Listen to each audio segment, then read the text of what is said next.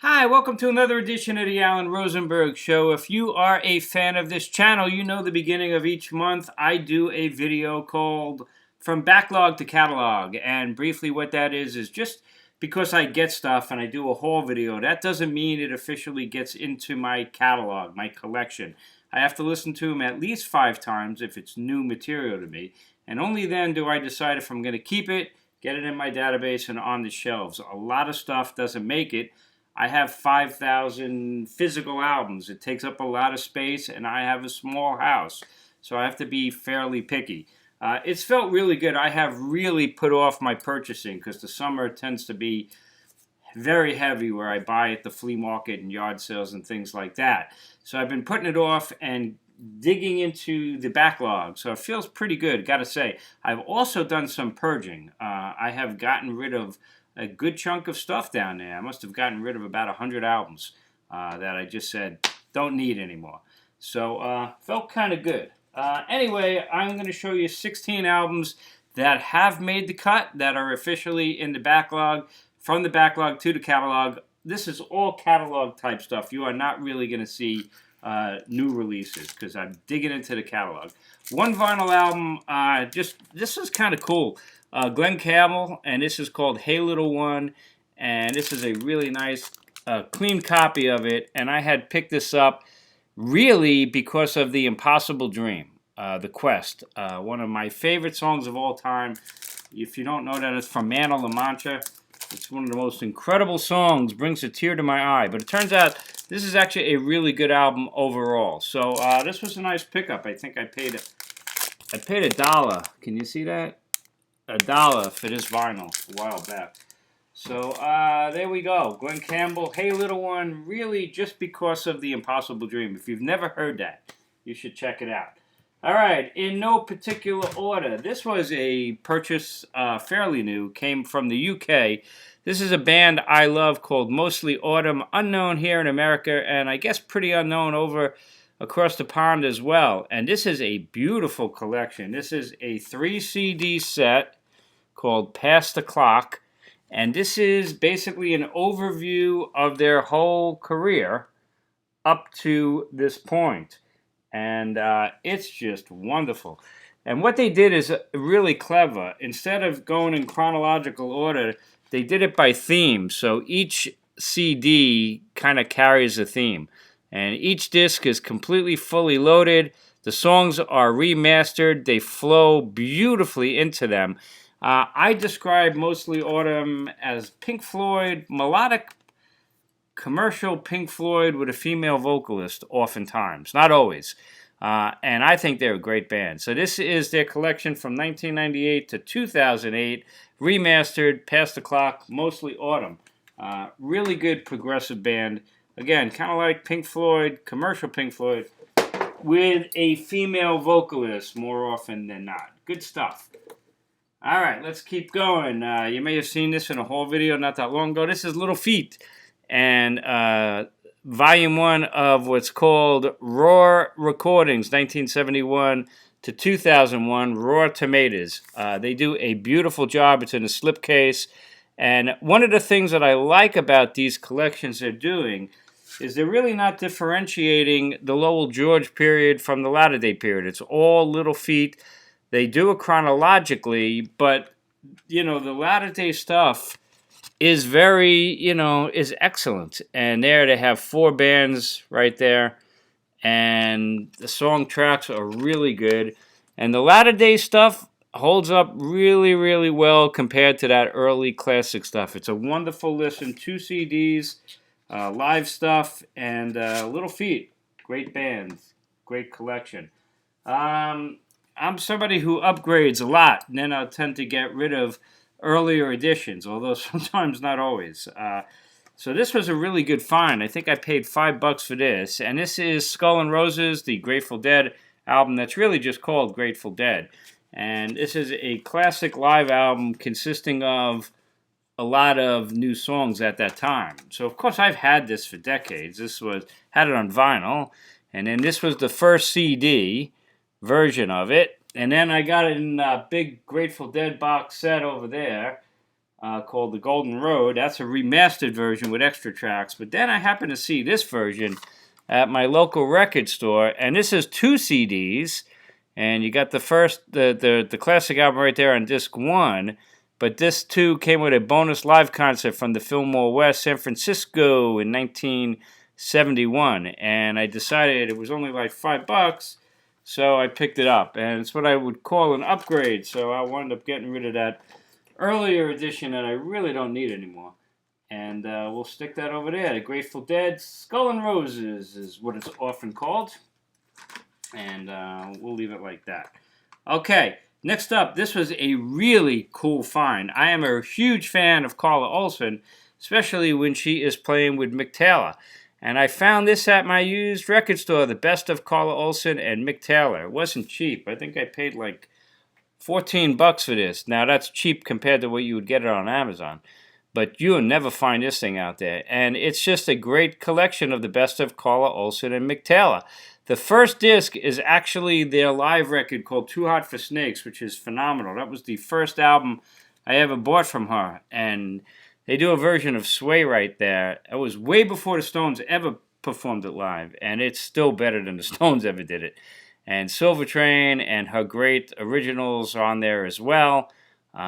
She's really good. Check out Midnight Mission, for instance. And then disc 2 is some other highlights and some unreleased stuff. This is a great collection that you could get on Amazon, but it's not going to be cheap.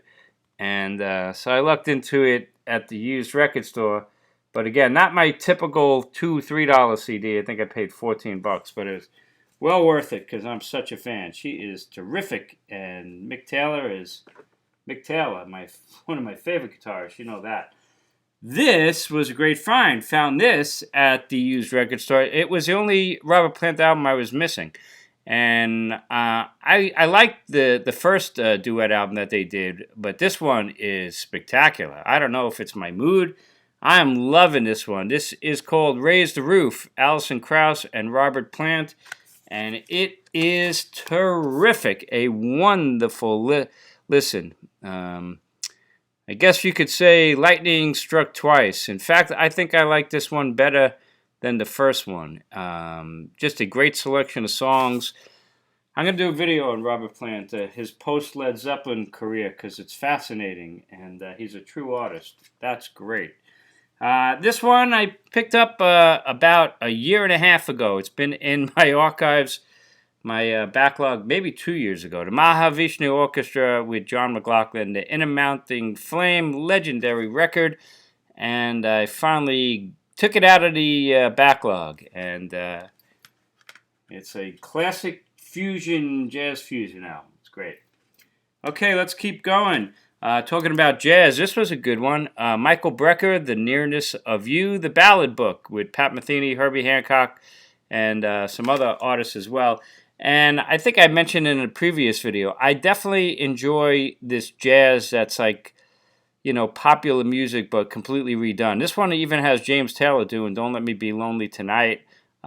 This is a really good listen. You know, when you want to just chill out and you want melodic, nice jazz, but it's familiar to a certain extent. Yeah, that's a good one. This was a great find. Paul Weller and an album called True Meanings. This is a deluxe edition hardback book and comes with a bunch of bonus tracks, and it even has a Richard Hawley remix, no less, which is really cool. This is unlike any Paul Weller album I have ever heard. It is really mellow and really calming and orchestrated and like symphonic to a certain extent. And it's beautiful. I love this album. It is another chill out, relax, kick back, not like any other Paul Weller album that I really have. And I didn't know how, I knew going into it that that's what kind of album this was. But it's a really nice package, and it's a terrific listen. I really, really like this album, True Meanings, from Paul Weller. Stick that over there. What else did I get? This has been in the backlog for well over a year. Paul Simon's album, Stranger to Stranger. His latter-day solo albums I have not been a huge fan of. This one is a deluxe edition, So it's got like 5 bonus tracks, including a live version of the classic Duncan. First time I listened to it, I was like, I don't really like it that much. But that's why I force myself over months sometimes, or weeks at least, to listen to an album over and over again. And I must have listened to that Paul Simon album 8 times, and it grew on me. It's really good. It's not the greatest, but it's real good. This is a recent pickup. This is, this is Queen for all you Queen fanatics. A Night at the Opera. Of course, I have this and pretty much all the other Queen classic albums. But this was a nice find because it's a DVD audio, which means it's 5.1 surround, and I have a surround sound system. So I was like, this is going to be an interesting listen, and it was. It's really good. They're alchemists in the studio, Queen. They do a phenomenal job, when they record albums. And having it split up into 5.1 surround really works well. Very enjoyable. I really liked it. It also comes with the original video on the DVD side of Bohemian Rhapsody. So that was a good find, and I liked it. This one's a real recent one. That is The Band. And this is a collection called The Best of a Musical History. Now this is a best of this massive box set that I've had for decades. This is a musical history box, and this is really a lot of material. And this is a great box, but obviously sometimes you just want to listen to a piece of it, and that's what this is. This is a single CD best of that box. And what's really cool about it is, you get some famous songs like Stage Fright and The Wait, but most of it is pretty deep, and some live tracks, and it's an awesome listen. I really enjoyed this and was thrilled to find it. So it's kind of the best of that box, and it's really great. What else do we got? A couple more. This is what I call an upgrade. The legendary album Pearl from Janis Joplin. I've had it on vinyl, scratchy vinyl, for a long time. That is now gone, and I've updated it with a digitally remastered version of it with bonus tracks, and I think it sounds fabulous. And a lot of people say this is her best album, and I would not argue that. It's a terrific Janis Joplin album, and a good entry point for somebody who may not be into Janis Joplin. This was a really good find. Graham Nash and his solo album called Wild Tales. This was an album that never got particularly good reviews, so I was never that desperate to pick it up, but I think I found it for like $3, and I picked it up, and I was shocked how much I loved it. He's a great artist. I like Graham Nash, but because it had such a lousy reputation, I didn't expect much. It's terrific. This is a great album, Wild Tales from Graham Nash. A wonderful find. Paid like, $2-3 for it, but it's terrific. 2 more I'm going to show you. This was just, I'm a fan of Olivia, but, her career is fairly spotty. And this might be considered her worst album, certainly amongst them. And this is called Soul Kiss. And I had this on vinyl. That vinyl album is now gone, and this is what I call an upgrade. But the cool thing about this is that it is very hard to find this on CD. Very strange. A lot of Olivia Newton-John, you can't find her on CD for some reason. This is not her best album. This is one of those 80s albums, and it sounds like it, and definitely you do not need to listen to this album. It's not that good. But it was fun to find it on CD, and I got rid of the vinyl. Last but not least, a gift that I got from Tom, and this is Whitesnake, Little Box of Snakes. Now, I have that compilation. It's my first Whitesnake album I ever got. I think it was called The Early Years, and it's a great import CD, which is the best of this stuff. And then I also had Live in the Heart of the City, a really good live record, and I had Come and Get It. Those were the 3 Whitesnake albums I had from this time period. So it was thrilling for me to get this box set as a gift, and this is 8 CDs, all the stuff before, they went big time, so to speak. And it's got the Snake Bite, and it's got, let me show you. I'll open it up. And I've spent a lot of time listening to this, Tom and everybody else. Finally got through it. Comes with a booklet. Booklet's okay. It's got the lyrics, if you're a lyric person, and just the credits, some credits on each album. So And that's what it looks like over there. The Sunburst Years. You get Snakebite. And this was really good for... They're all good. They're all good. This is 4 tracks. And then you got Trouble. And they reproduced the album graphics. Live at Hammersmith, which I believe was only a Japanese import. So this was fun. They're really, obviously, a really good live band. Love Hunter, which definitely would have made my sexiest album covers if I had it at the time when I did that. That's a great cover. And fine album, Ready and Willin', right there. And Live in the Heart of the City, I had that one. And in fact, I got rid of that CD because I don't need it anymore. And Come and Get It, I had that one. And I got rid of that CD as well. Got to make room. And then Saints and Sinners. So really good stuff. And in one box here, I have all of those pre-Big Success Whitesnake albums. So a lot of fun. So there you have it. 16 new albums for me that have officially gone from the backlog to the catalog. Let me know what you think. Hope you enjoyed this. I think it's fun, hopefully, that you see the stuff that I actually keep. It's not just about buying stuff for me. It's about buying, listening, and deciding, yeah, am I going to keep it? Because I have a lot of limited space down there. And these are the ones that have been kept.